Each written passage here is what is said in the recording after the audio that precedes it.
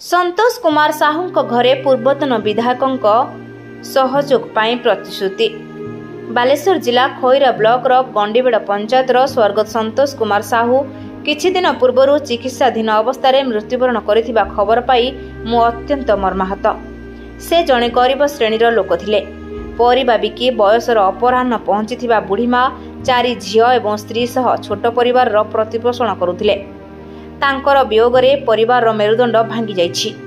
एही असमय रे तांको परिवार लोकंकु भेटी आश्वासना देबा सह तांको परिवार प्रतिपोषरे ओ पिलामानकर पढ़ा पई यथा संभव सहायता करिबा पई सहयोगर हाथ बढ़ाइली। बालेश्वर खैरारु पद्मलोचन दास को रिपोर्ट रूपाथालिया न्यूज।